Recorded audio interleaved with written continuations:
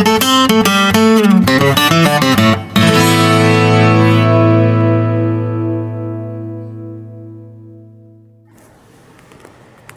imagine this midnight moment's forest. Something else is alive. Beside the clock's loneliness and this blank page where my fingers move.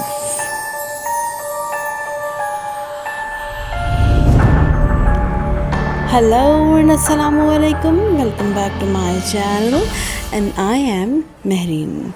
Today we are going to talk about the well-known poem of Ted Hughes, The Thought Fox. The Thought Fox is a poem about writing a poem. Its external action takes place in a room late at night where the poet is sitting alone at his desk. Outside, the night is starless, silent, and totally black. But the poet senses a presence which disturbs him. Something is entering the loneliness. I imagine this midnight moment's forest. Something else is alive. Beside the cloak's loneliness and this blank page where my fingers move. The poem is in the first person. The world is inside out. Poet has left much to the power of imagination.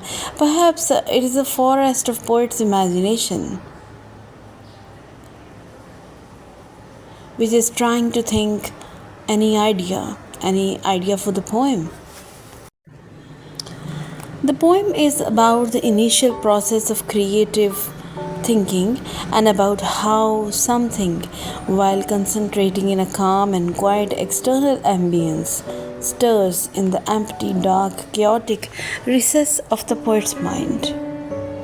Ted Hughes has a novel way to give shape to the abstract process of thinking and creating something out of nothingness and chaos. The poet tries to write about the outcome of his conflict between external atmosphere and the idea shaping in his mind.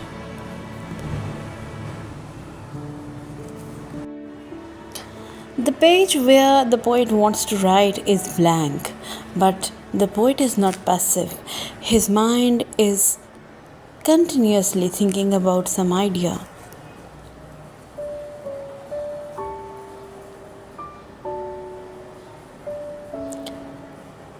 Through the window I see no star, something more near. Thou deeper within darkness is entering the loneliness.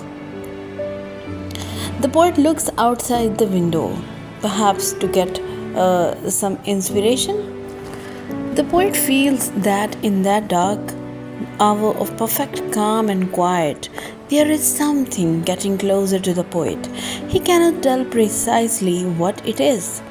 In fact, that is the beginning of the poetic or creative process, when something unknown suddenly flashes in the remotest dark recess of human creative mind and starts getting gradually a distinct and concrete mold or shape. Perhaps the poet has any idea in his mind and he wants to shape it. But here in these lines, the poet is still grappling with the indistinct form of the idea. There is still darkness around a tiny glow and almost imperceptible stir or motion of an idea. This much the poet is surely aware that something shapeless is undergoing an uneasy struggle in his empty dark mind to get into a recognizable shape. What the poet needs to do is make conscious effort to give form and meaning to this stirring and bring it forth with the help of his command of language. Ted Hughes has compared the stirring of his poetic idea in his empty, dark mind to the stirring of a fox in a cold, snowy, dark forest. Cold, delicately as dark snow, a fox's nose touches twig leaf. Two eyes serve a movement that now and again, now and now and now.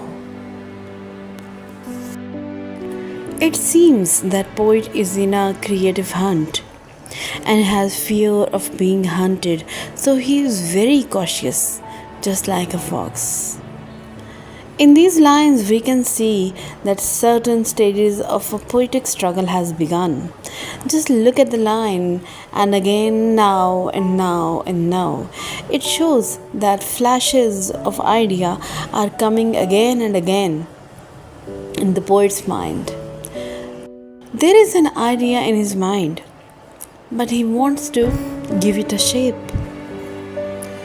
The fox is, in fact, the idea which is emerging slowly in the creative mind of the poet. The idea in his mind is nervously, cautiously, and hesitatingly advancing through certain impediments on the way of creative thinking, as the fox does while walking carefully through the obstacles imposed by the undergrowth of the forest and the uneven passage. The external environment is calm and peaceful. What disturbs the poet is his internal world, the darkness of his imagination, where there is a stir of an idea that is surfacing in his mind's darkness as a tiny glow. The idea, being in its initial stage, has no distinct form and no clear outline. The poet cannot see anything, but he can feel a mysterious presence in his mind. What he feels is frail and fragile, shapeless and vague idea. Sets neat print into the snow. Between trees and verily a lame shadow lags by stump and in hollow of a body that is bold to come. Across clearings an eye of widening, deepening greenness, brilliantly, concentratedly coming about its own business. While walking between the dark forest trees, the fox leaves footmarks clearly printed behind into the snow.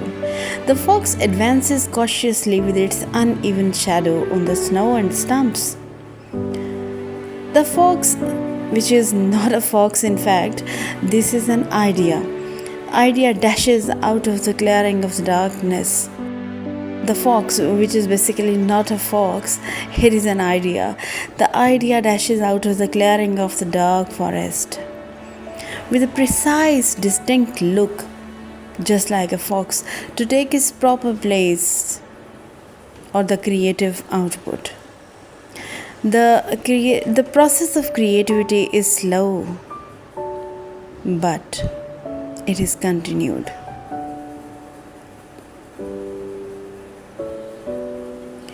When the poem started, the creative process had begun, but it was shapeless. It is a conscious effort to make invisible the visible.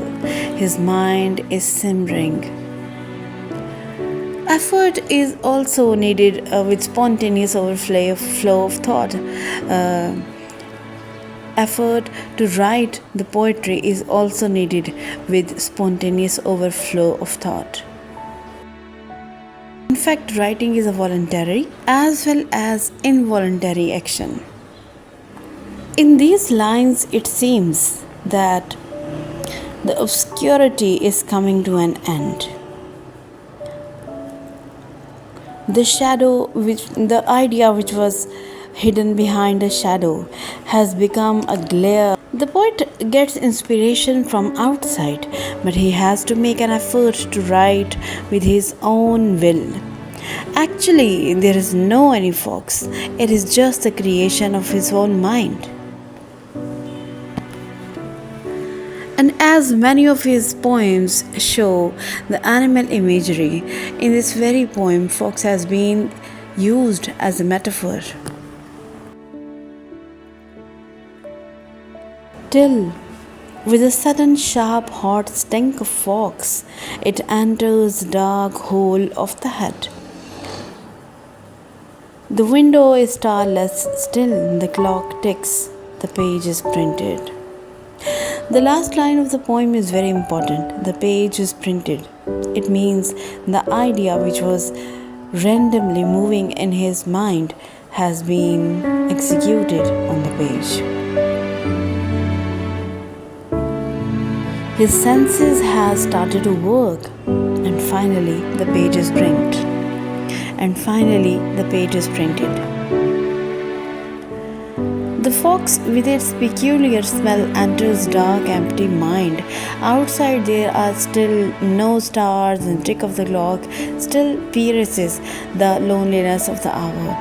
But now the page is not blank. The idea is right here on it. On a surface reading, the poet seems to be telling us about a fox, but actually there is no fox.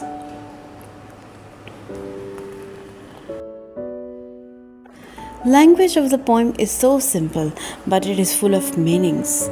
The more language is simple, more loaded with meanings.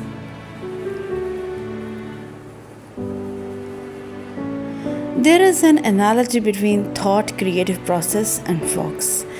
In terms of animal energy, whole poem is about the process in which poet and thought undergo. The poem is also about the poet, the one who can revive, bring history, old myths alive. Vocabulary is very selective to avoid exaggeration. That mere sway of imagination is not enough to create a poem. Poet is also hunting like a fox. Idea can be very foxy. When all the senses have grown, it means creative process is moving towards its culmination. And the same thing is happening in the last lines of the poem. The sudden, sharp, hot stink is a metaphorical use of indicating the emergence of complete poetic thought in poet's mind. The poet's head, which was a dark hole, is now illuminated with a new idea. The internal world of the poet has changed. It has turned into a bright world of awareness. The external is quite unchanged. The sky is starless still. The tick of the clock is still disturbing the silence of the solitary place. But there is one big change. The page is printed now, and the long conflict battled within the mind is now over. It's the outcome is the words of the paper.